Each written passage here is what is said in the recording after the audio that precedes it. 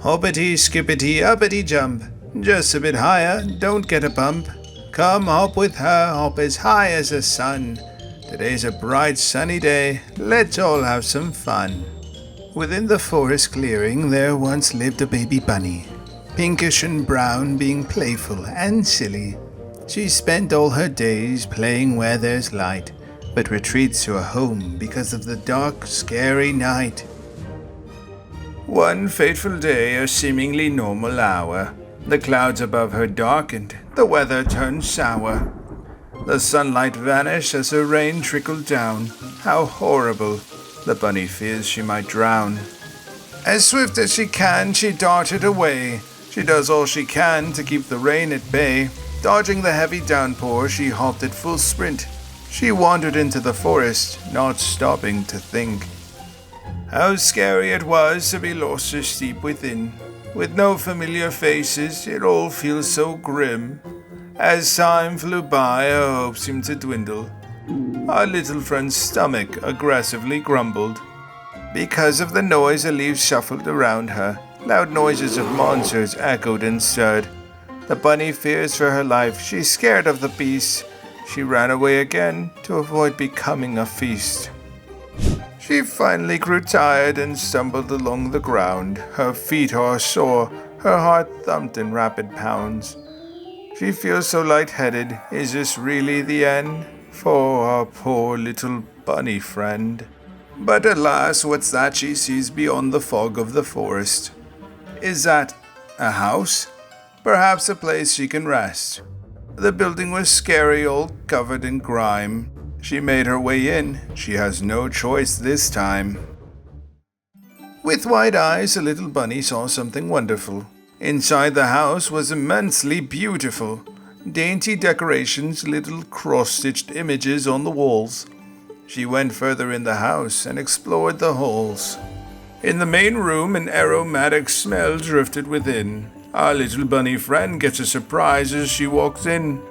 There were tables and counters filled with delightful baked goods. Cookies, cakes, pies, bread. Was this a trick of the woods? In the corner of her eye, a glowing light caught her attention. Their form was unseen, but she was compelled to look in their direction. To her surprise, the light voiced out in welcome. They seemed delighted to see a visitor has come. Oh, welcome to my bakery establishment. My name is Sol. Pleased to meet you, dear guest. Tell me, is it some cakes or cookies that you fancy? I can make you any treat for the right amount of money. The bunny tilted her head, unable to comprehend. So she hopped along atop the table's end, where plenty of food await her, much to her delight. And she ate and ate and ate and ate, to the happiness of the light. Ah, you've started your feast. I do hope you enjoy the handmade cookies, cakes, eclairs. Please, do not be coy. Do be mindful of how much you eat. Don't spend more than you can afford, my sweet. But the bunny did not listen. She can't understand it all. How can she eat many sweets, being one so small? One treat in particular has grabbed her attention. An otherworldly pastry, a mad scientist's invention.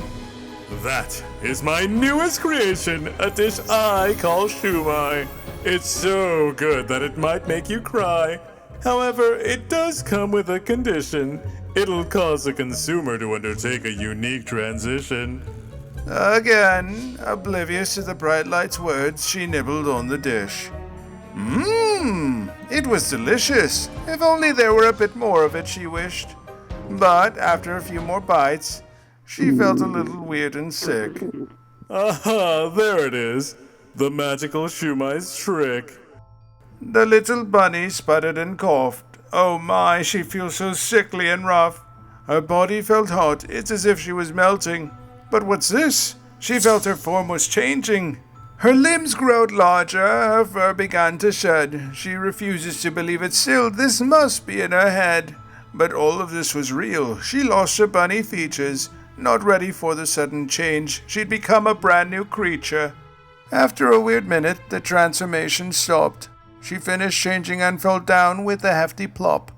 Her head was spinning, she felt nauseous and delirious. Coming to, she had hoped that this was nothing serious.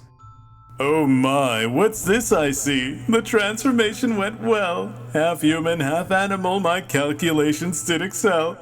No matter, now that you've finished eating your fill, it's time for you to pay your bill. The bunny turned half human now, plainly understood what the light referred to about paying for her food. She opened her mouth and was surprised to hear that she can speak like humans now, which she'd learned by ear. Oh, but I'm sorry, as I didn't pick up and understand the words you had uttered earlier about eating this feast so grand. Would you please just put it on my tab and I'll make sure to repay all of my debts and even more someday. All of a sudden, the light before her grew dim. Oh. Is that so? They said with a tone so grim. Immediately, the world around the former bunny rumbled. Breaking this rhyming scheme, even the fourth wall crumbled. Alright, listen up, you cheapskate half-bunny. I will not take tabs or IOUs as payment for all the stuff you just went and gobbled up. You better find a way to pay me now, or there will be consequences. Oh geez, what just happened? Look, can you really blame me? I honestly had no idea I needed to pay off what I just ate. I was a freaking bunny, for Christ's sake. Immediately, I fell to my knees and I begged for light. Please, I'll do anything to repay you back.